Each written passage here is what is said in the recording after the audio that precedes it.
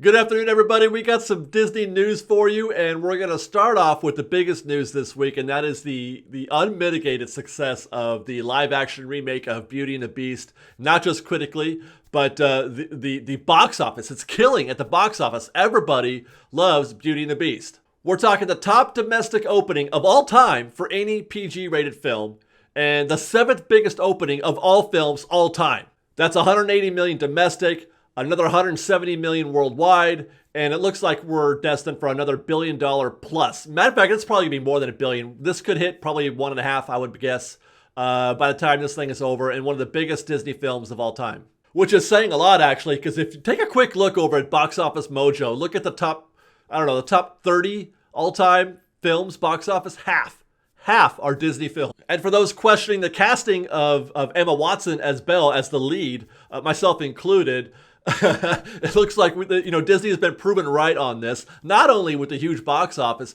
but with women. Women love Emma Watson as Belle. 70% of ticket sales were to female ticket purchasers. I'm not sure how they know this, by the way. Is there somebody out there writing this down? I don't know, but we're going to take their word for it. That's what I'm hearing. 70% of ticket buyers were females. So you know what this means, right? We're talking about all kinds of new live action remakes. Not like they didn't need any more reason. That we pretty much knew that they were going to be on this roll for a while, but this is really, for sure, emboldened them to produce more of these. And there's a lot in the pipe. Next up, we got Tim Burton's Dumbo. We've got Lion King live action remake in the Jungle Book style, I'm sure, starring Donald Glover as Simba. And 101 Dalmatians is getting a Maleficent-style treatment with a film featuring the villain, Cruella de Vil, this one starring Emma Stone. And then you've got Mulan, not a musical, or so I'm hearing. And we've got casting beginning for Aladdin. And I'm even hearing rumors that there's a Genie spinoff, which, let's talk about that for a second. Who's going to play Genie? Because that's kind of like, following Heath Ledger's Joker. How do you follow Robin Williams as Genie? Good luck to whoever gets that role. In fact, I'm hearing that there are 17 live-action remakes on the slate. 17! Here, more. We got a Snow White musical, a Red Rose spinoff coming, and Red Rose, I guess, is Snow White's sister. We also got a spinoff coming for Prince Charming. They're calling it, that's what I'm hearing, Prince Charming, but it could be said, or used for any of the, male leads from Snow White, Sleeping Beauty, Cinderella. They're all kind of the same, aren't they? Yeah, I mean, it's just crazy how much Disney is owning the cinematic universe these days. Everybody else is just fighting for scraps. Every film that they're putting out right now it's a hit. They're all going for $1 billion. Just like I said, go look at Box Office Mojo, and everything is winning. So it's pretty impressive right now how well Disney is doing at the theaters. Okay, moving on. So spring is here, and that means two of my most favorite things. One is seeing our characters in their Easter outfits.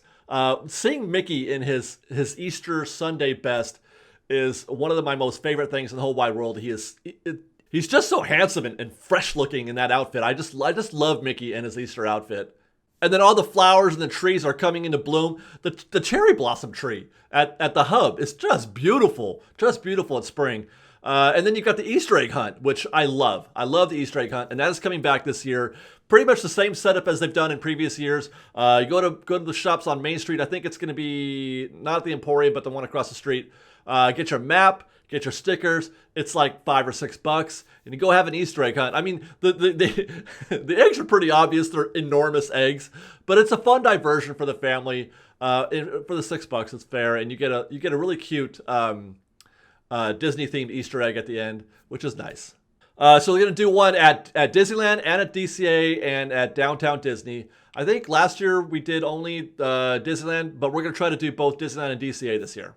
And then finally, MiceChat posted an article recently about some rumors. I don't know if these are their rumors or stuff that they're hearing from the inside about the future of Tomorrowland.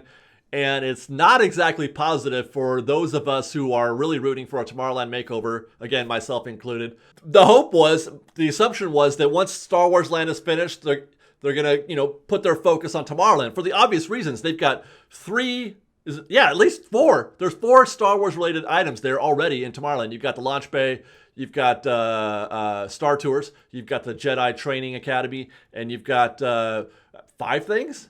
You've got No, the Hyperspace Mountain and then the Path of the Jedi. So that's actually 5 things.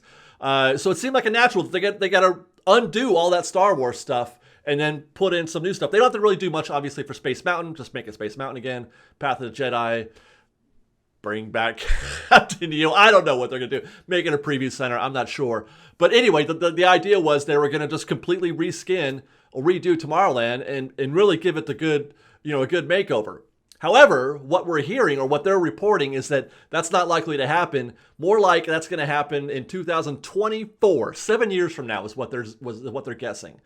Now that's a bummer, but the logic is actually pretty sound, especially when you compare it to what we've been seeing sort of in the past, and it aligns itself with what I've been saying for a long time, and that is that they don't really know what to do with Tomorrowland.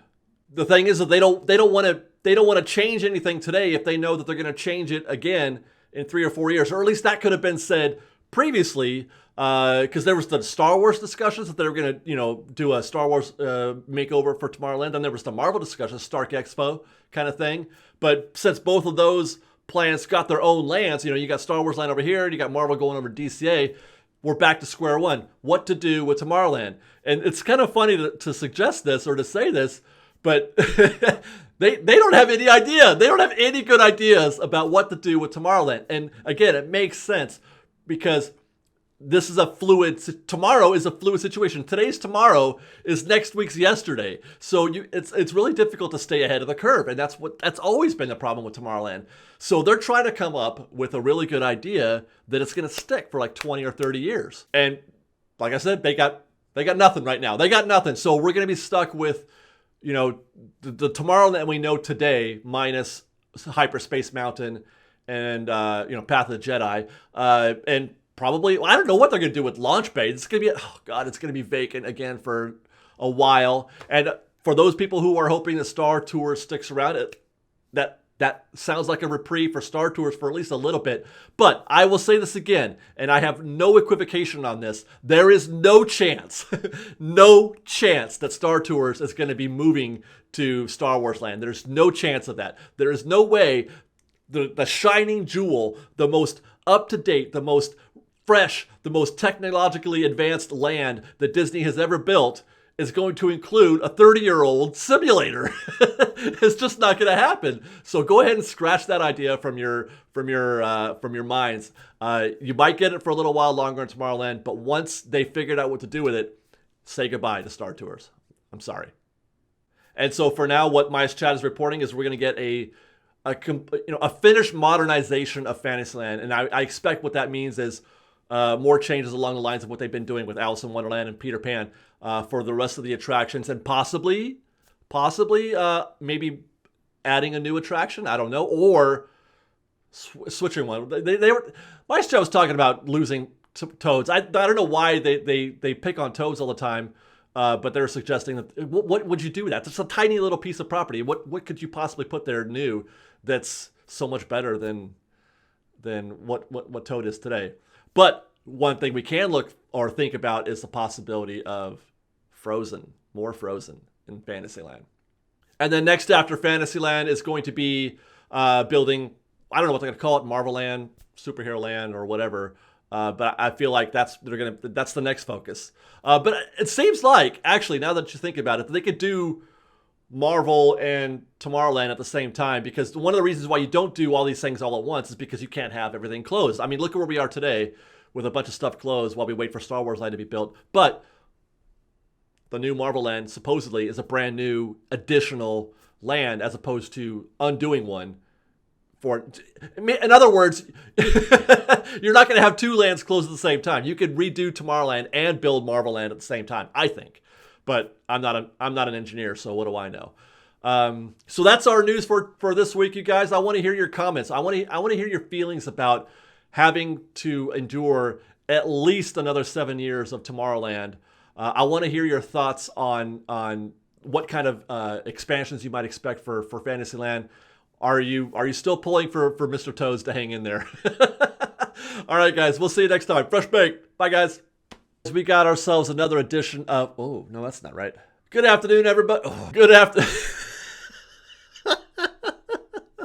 Okay. And we're going to start off with the